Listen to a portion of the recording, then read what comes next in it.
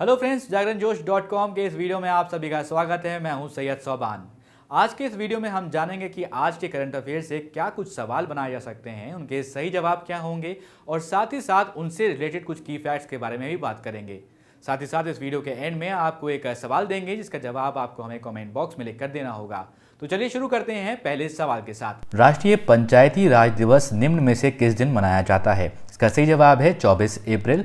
जैसा कि दोस्तों आप जानते हैं, जो बीता फ्राइडे था, जो पिछला हफ्ता था, उस दिन ये पंचायती राज दिवस मनाया गया। 24 अप्रैल तारीख थी। यहाँ पर दोस्तों आपको बता देते हैं कि भारतीय संविधान के 73वें संशोधन अधिनियम 1992 यानी कि 1992 के पारित होने का प्रतीक है ये, और ये 24 अप्रैल 1993 से लागू हुआ था। ये आपको यहाँ पर ध्यान देना होगा। यहाँ पर डेट्स में आपको कोई कन्फ्यूजन नहीं होना चाहिए। और आपको ये बता देते हैं कि इस दिन को राष्ट्रीय पंचायती राज दिवस कब से मनाना शुरू किया गया? साल 2010 से। तो ये आपको ध्यान रखना है कि साल 2010 से इसको मनाना शुरू किया राष्ट्रीय पंचायती राज दिवस के रूप में।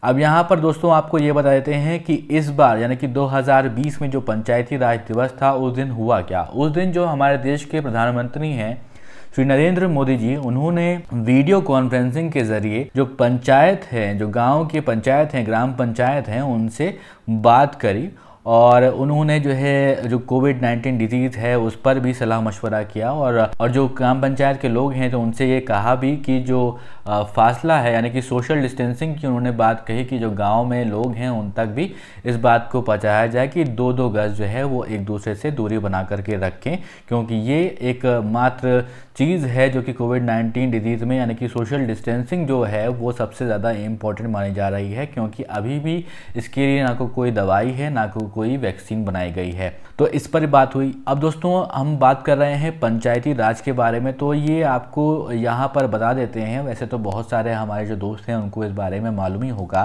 कि ये जो पंचायती राज होता है ये काम कैसे करता है, कैसे चलता है। देखिए, शुरुआती दिनों में एक सरपंच गांव को सर्वाधिक सम्मानित व्यक्ति होता था और उसके बाद जो है हर कोई उसकी बात सुनता था। यानी कि गांव के स्तर पर अगर देखें तो सरपंच में ही सारी शक्तियां होती थीं, लेकिन अब जो है क्या होता है, अब ग्राम, ब्लॉक और ज़िला स्तरों पर चुनाव कराए जाते हैं और प्रतिनिधियों को उसमें चुना जाता है।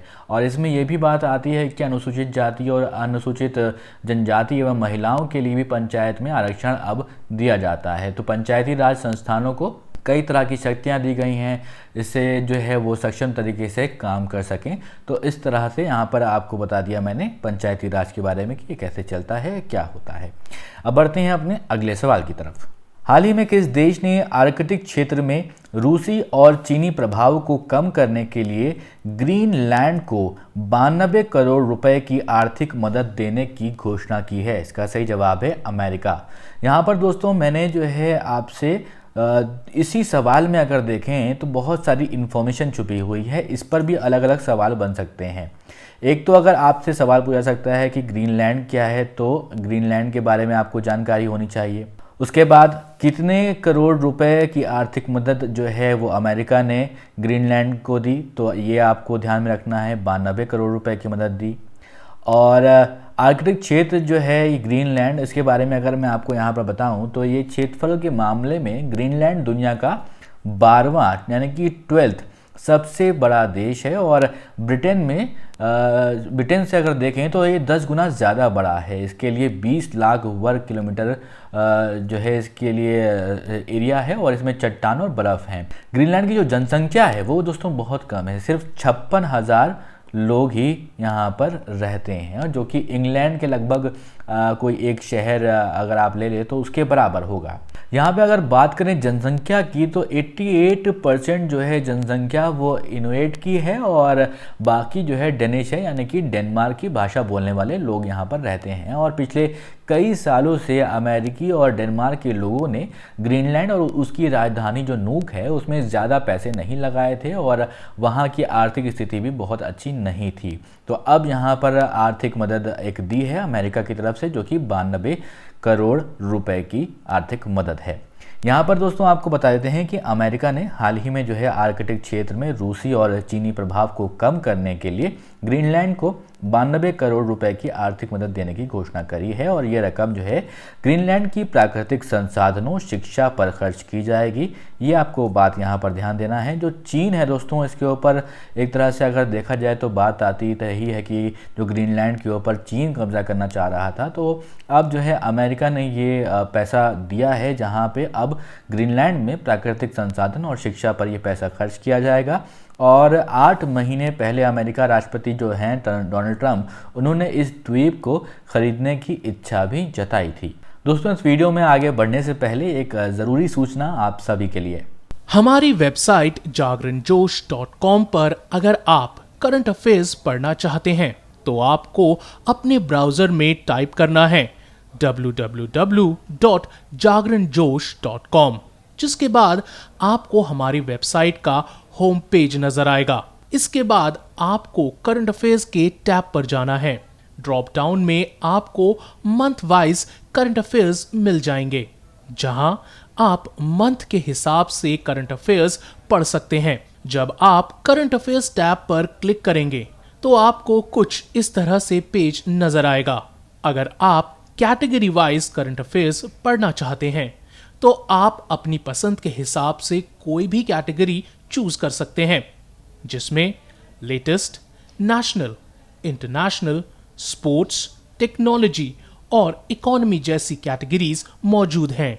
अब बढ़ते हैं अपने अगले सवाल की तरफ। हरियाणा के मुख्यमंत्री मनोहर लाल खट्टर ने बताया है कि कोरोना वायरस महामारी के बीच राज्य में रिपोर्टिंग करने वाले सभी पत्रकारों को कितने लाख रुपए का बीमा देगी। तो यहाँ पर दोस्तों इसका जो सही जवाब है वो है ऑप्शन सी, 10 लाख रुपए। तो देखिए, हरियाणा जो है, हरियाणा राज्य की अगर हम बात करें तो वहाँ के मुख्यमंत्री कौन है, सीएम कौन है, मनोहर लाल खट्टर। ये आप सभी को मालूम है और उन्होंने एक अहम फैसला लिया है। किसके लिए? पत्रकारों के लिए, यानी कि जो जर्नलिस्ट हैं, जो रिपोर्टिंग कर रहे हैं, जो आप तक सूचना पहुंचा रहे हैं, उनके लिए मनोहर लाल खट्टर सरकार ने सोचा है और उन्होंने 10 लाख रुपए का बीमा जो है वो पत्रकारों को देने की बात कही है। तो आपको ये यहाँ पर मैं डेटा जो बताऊँगा इस भाग में, इस वीडियो में, तो ये डेटा जो है वो 24 तारीख तक का ही है। तो इस बात को आपको ध्यान रखना है कि 24 अप्रैल तक का ही डेटा मैं आपको यहाँ पर बता रहा हूँ। हरियाणा सरकार ने कोरोना वायरस महामारी के दौरान रिपोर्टिंग करने वाले सभी पत्रकारों को 10 लाख रुपए का बीमा प्रदान करने का निर्णय ले लिया है।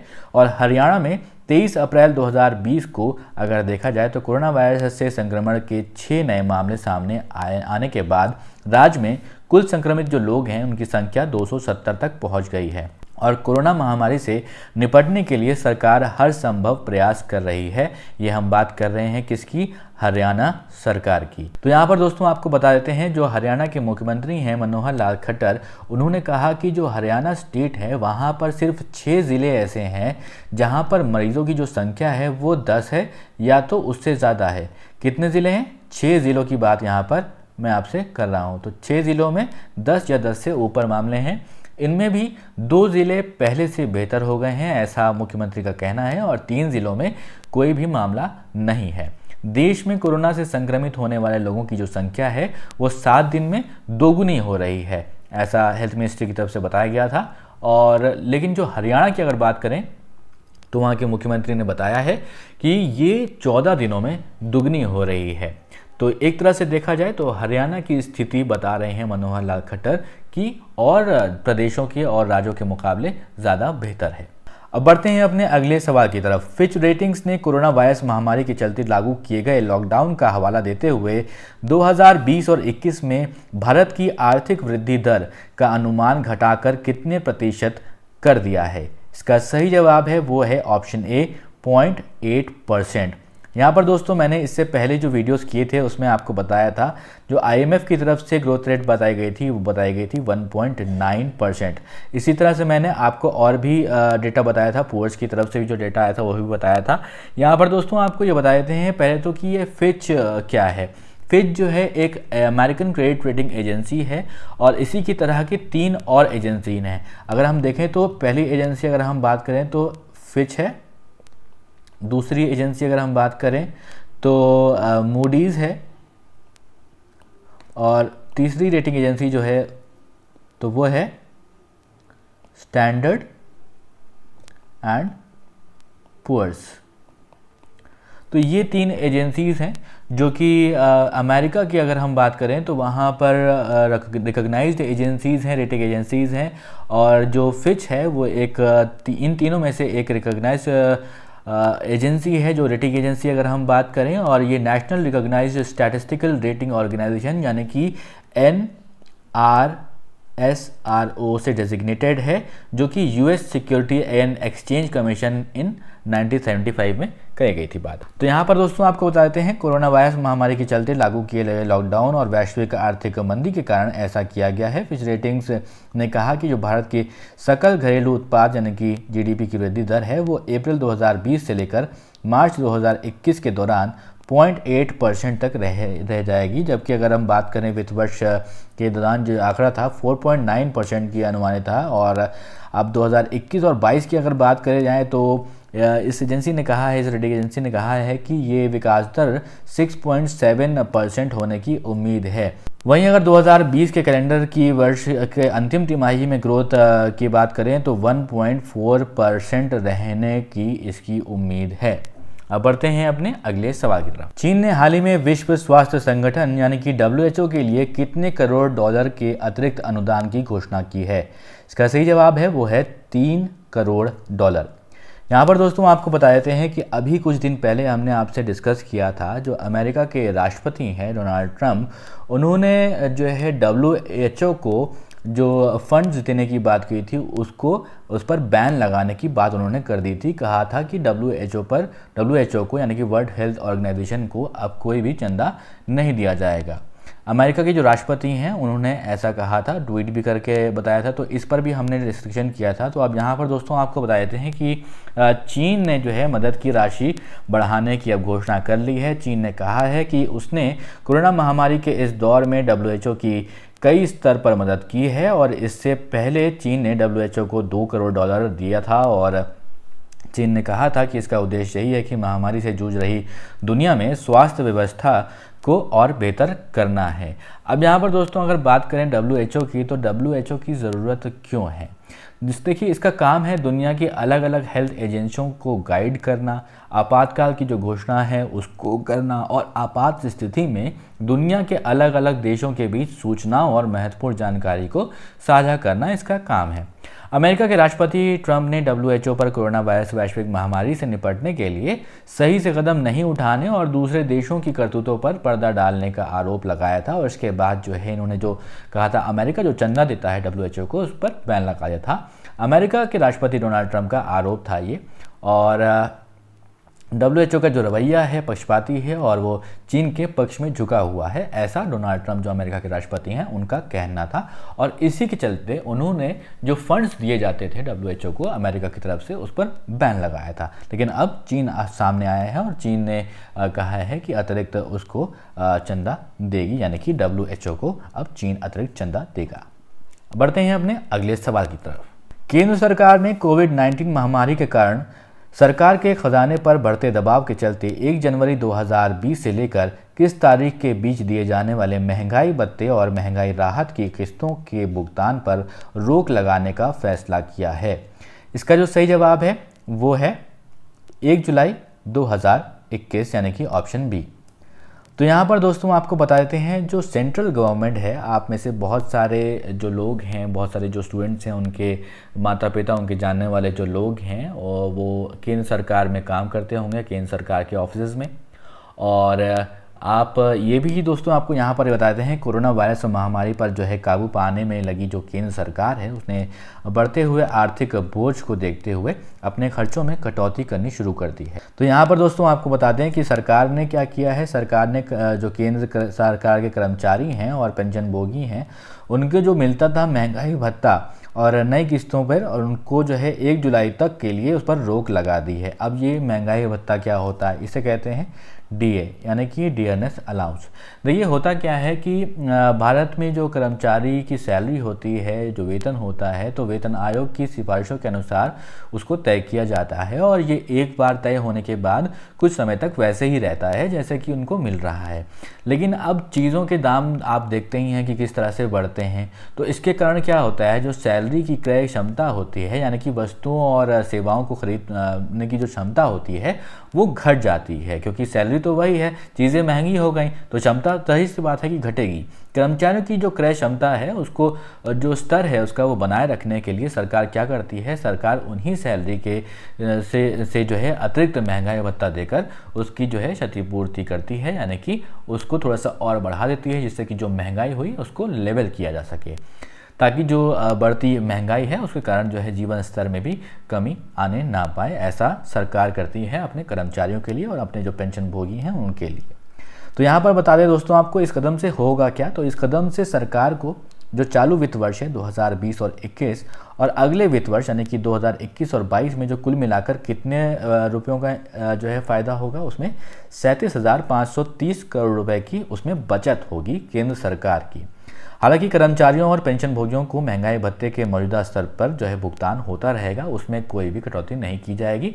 जो बढ़ा हुआ था सिर्फ उसमें कटौती की गई है और उससे भारत सरकार को 37,530 करोड़ रुपए की बचत हो रही है। अब बढ़ते हैं अपने अगले सवाल की तरफ। तो सवाल है कि Bharat world press freedom index 2020 में कितने स्थान पर है। तो इसका जो सही जवाब है वो है ऑप्शन सी 142 यानी कि 142nd रैंक है।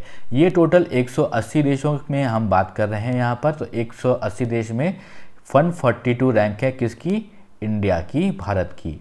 और यहाँ पर हम बात कर रहे हैं प्रेस फ्रीडम की।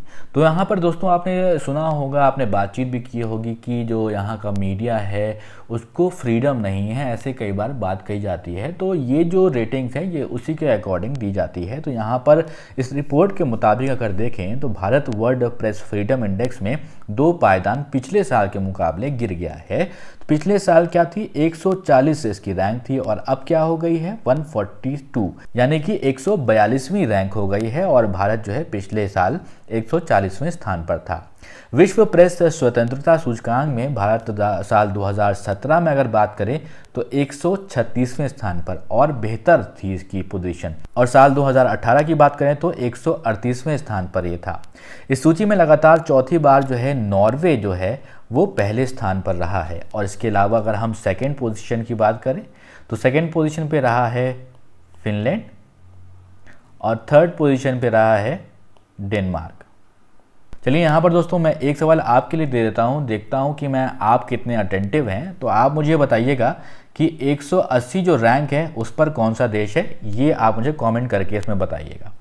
चलिए अब बढ़ते हैं उस सवाल की तरफ जिस सवाल को मैंने आपसे पिछले वीडियो में पूछा था।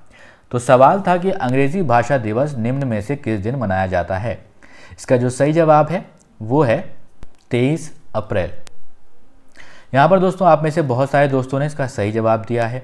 हर वर्ष 23 अप्रैल को अंग्रेज़ी भाषा दिवस मनाया जाता है और 23 अप्रैल को विलियम शेक्सपियर हैं, उनका जन्म भी होता है और उनकी मृत्यु होती है। तो इस बात को भी यहाँ पर ध्यान देने वाला है आपको। देखिए बहुत सारे जो कॉम्पिटिटिव एग्ज़ाम्स हैं उसमें ये सवाल पूछा जा सकता है कि ऐसे कौन से लेखक थे, ऑथर थे जिनका जन्म भी इसी दिन होता था और उनका मृत्यु भी उसी दिन होता था और उस दिन अंग्रेज़ी भाषा दिवस के रूप में मनाया जाता है। तो आप बता सकते हैं विलियम शेक्सपियर, उनका जन्म भी 23 अप्रैल को हुआ, उनकी मृत्यु भी 23 अप्रैल को हुई।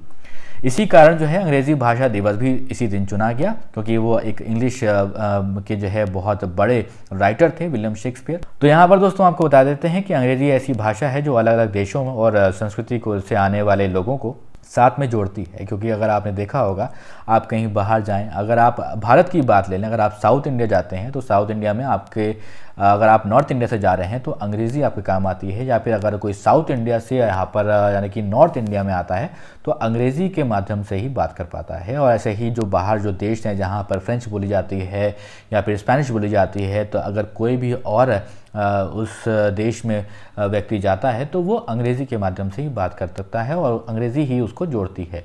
अंग्रेज़ी उन 6 भाषाओं में शामिल है जिन्हें संयुक्त राष्ट्र ने दिवस के रूप में घोषित किया है। तो अंग्रेज़ी जो 6 भाषाएं हैं, आपको कौन कौन सी 6 भाषाएं हैं वो भी मैं आपको यहाँ पर बता देता हूँ। तो अगर मैं बात करूँ अरबी भाषा को, तो अरबी भाषा इसमें है, अरबी लैंग्वेज। इसको जो है 18 दिसंबर का दिन दिया गया है। चीनी भाषा जो मैंड्रिन है उसको 20 अप्रैल दिया गया है। अंग्रेज़ी भाषा 23 अप्रैल, इंग्लिश। उसके बाद फ्रांस को दिया गया है 20 अप्रैल और रशियन को दिया गया है 6 जून रशियन को।